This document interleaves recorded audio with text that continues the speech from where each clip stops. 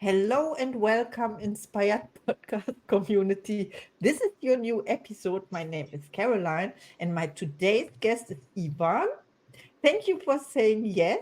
We met through the Quantum Wealth community, a program named Phase 2, and I would like you to introduce yourself to the audience, please. Sure. My name's Ivan Ulloa. I, I'm an experiencer, dreamer, like to live life, uh, but I do it in a way where it's mainstream. So I have a actual corporate job. I have a family, uh, coach soccer, play soccer, uh, but I'm still living my best life,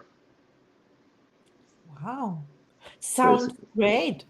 Okay, my first question is what inspires you?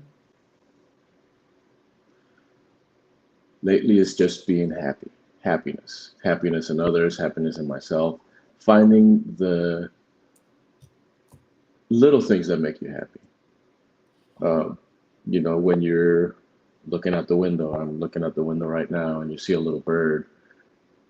Hey, that's happiness right there. It's just happy to be flying around and walking. I see the cat walking by, looking at the birds, and like.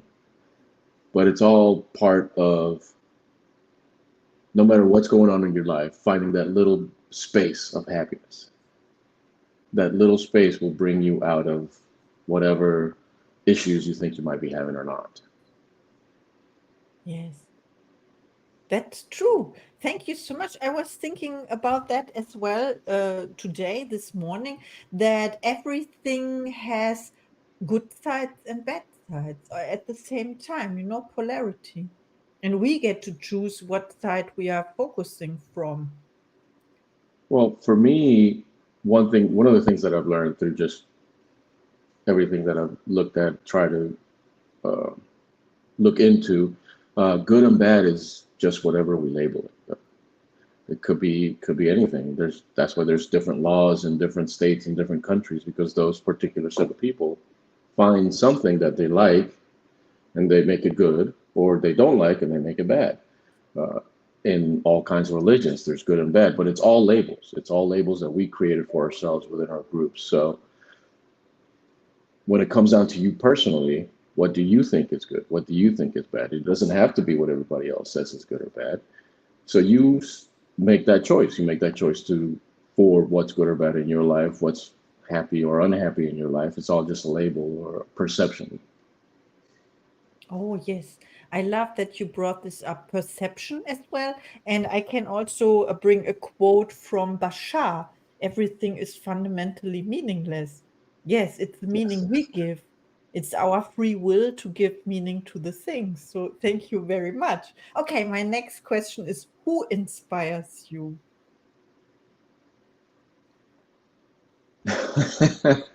Me. I inspire me. Like the quote you just mentioned, everything is meaningless because it is unless I assign it meaning. So me, I inspire me.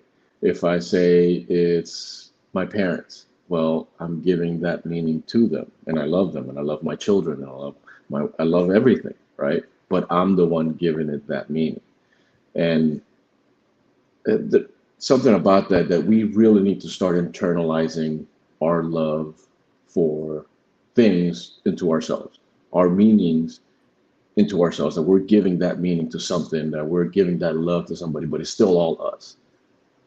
Uh, Something that I did a while back was when you're listening to love songs, listen to them as if you were singing it to yourself. It all of a sudden changes. It just changes your mood immediately. Like you're loving yourself. Like, oh my goodness, that's for me. Like I made that for me. So me, I inspire me. I love that answer. You know why I ask these questions is exactly because I ask them to myself. This is why I created the podcast with these questions. I Yeah. didn't have an answer for that, and now I got so many answers. And you mentioned as an answer to my first question, what inspires you? You said happiness, and when you say who inspires you, it's you yourself, then you are happiness, isn't it? Exactly. Exactly.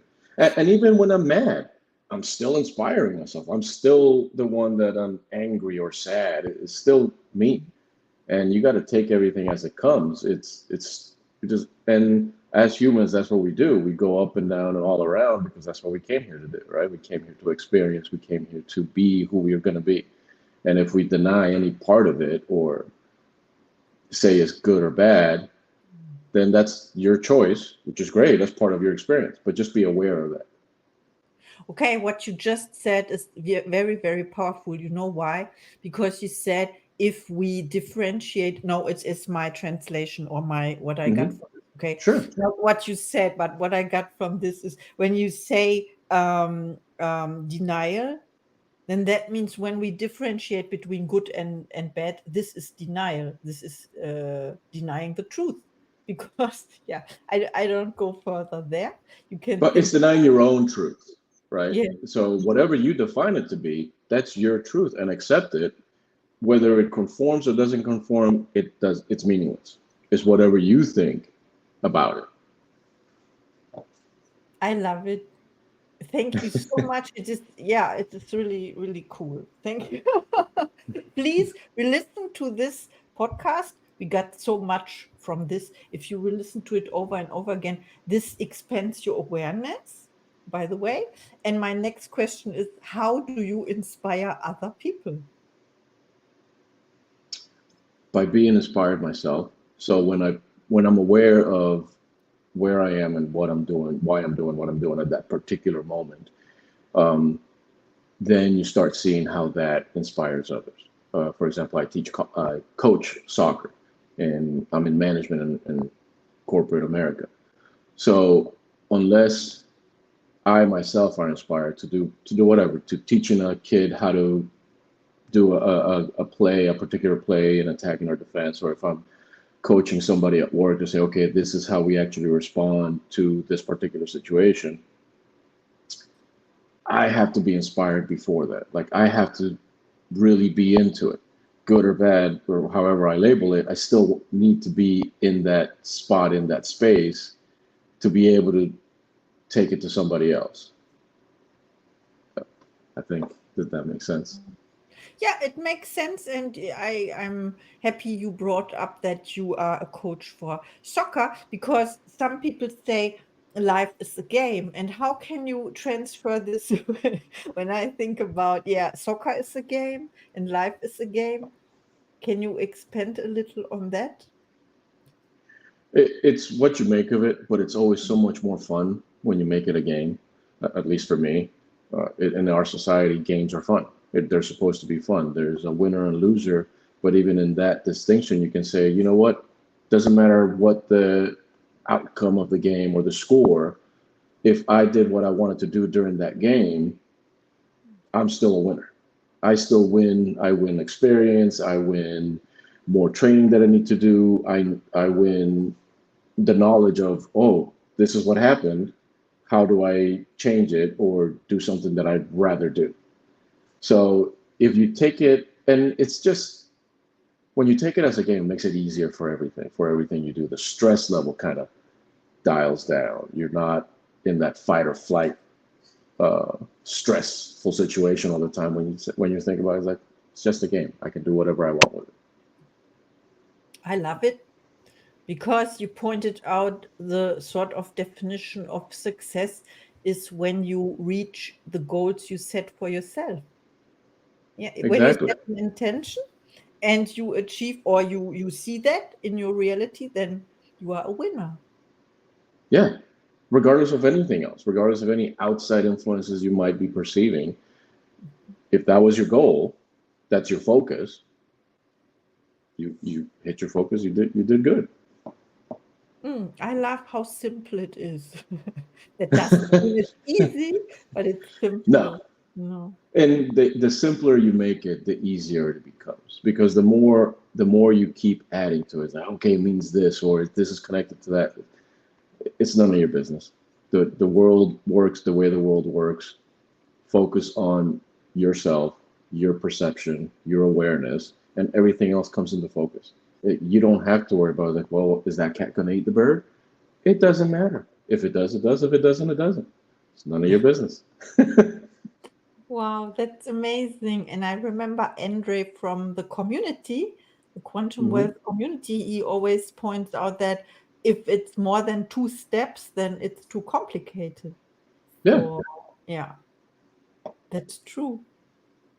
more than two steps, too much, too much. You're thinking too hard. Mhm. Can you relate this to your when you are coaching soccer? Sure. So for the kids, because I coach 15 and under, um, it's easy for them to get in their heads, okay, I got to do this with my foot and do this with the ball and do this when I receive it. Where's the, like, all you got to do is look at the field, look at what's going on in front of you, and decide your best path, your best position. You got three things to do. You either dribble, pass, or shoot. Simple. Wow. So look, you got three options. Let your body do the rest. You don't have to think about my knee has to be pointing this way. My toe has to be here. It doesn't. Just let your body do the rest. Be aware of what you want to do. Focus on that particular point of what you want to do and do it. Focus on what you want to do. This is a good sentence and a good advice. Thank you so Yeah. much. Okay. My next question is, what are your gifts and talents? My gift, Yeah, your gifts and talents. I like to simplify things. So I have a gift for being able to simplify things. So that's why I'm in leadership in corporate America, because it's when you're able to simplify things, you simplify a lot of complex issues like financing. Like, oh my goodness, there's so many rules and regulations that have been set up. But when you're able to bring it down and simplify, it's like, okay, the company's there to make money. We're there to help the company make money. And that's it. Everything else kind of like fits into place because that's your role. That's the role that you chose to be in with the company you chose to be into.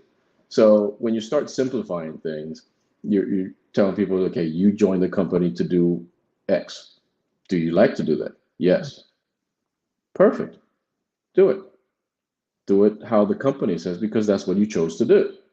So it just helps simplify. I try to help simplify things. Uh, so that's a gift and a talent. Okay, so as the leader, you remind the people, the employees, of their tasks, what they came for, or what's in their contracts, or Yeah. how you call it, what's their task? Because Yeah. yeah, So because yes, you go through the whole interview process. You don't just walking down. You're not just walking down the street and say, "Ooh, I'm going to work in here." It's like no, there's steps and interviews. Sometimes you could say, "Oh, I'm going to work in here," but you still have to go through the interview. You still have to go through the okay, what am I going to do? How is this going to work? Um, Sometimes you're lucky enough that you make your own business, but even then, you're going to hire somebody. Even then, you're going to say, "Okay, I need you to do this." So being clear that one, this is your choice. Two, this is the choices you made because of that. Own it, be aware. Again, it's just all about awareness. Be aware of what you're doing when you're doing it. okay, and being organized, maybe. How is that? Organization, you have to be organized, yes, but the more aware you are of what you're doing when you're doing it, it just comes naturally. For if you're in a meeting and you're actually paying attention to somebody and you're being present at that moment, your intuition will help you. Your intuition will say, hey, maybe I need to write this down because I won't remember it. Maybe I need to ask this question because I wasn't clear. But you Mm. have to be present in the moment of whatever you're doing, not just work, just but anything. But if you're present and you're there, it's a lot easier to be organized because it's just going to come naturally. It's a natural phase of being there.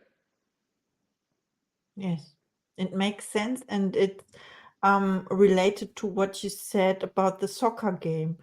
What you tell the kids to do, to Yeah. not focus on their bodies so much, but on maybe on the ball or on the goal, Yeah. or Be it's aware very. of where you are, look at the field, and choose an action. That's it. Be Mm. aware, choose an action, and go. Mistakes don't matter. For in soccer, mistakes don't matter. What you do after it is what matters. So if you perceive it as a mistake, you lost the ball or you gave a wrong pass. What are you going to do afterwards? You lost the ball, you made a wrong pass. It doesn't matter. What are you going to do? What are you focused on? You focused on, we're going to put the ball over here. I'm going to try and do this. Whatever that focus is for that particular moment, focus on that, do that, and you're good to Yeah, what go. I realize is that you encourage people to play. Yes, exactly. That's what There's playing. a lot. Yeah, there's a lot of coaches that will say, "Oh, you can't dribble so much. You got to pass the ball really quick." Like, no, if this is what you want to do, do it. Do it.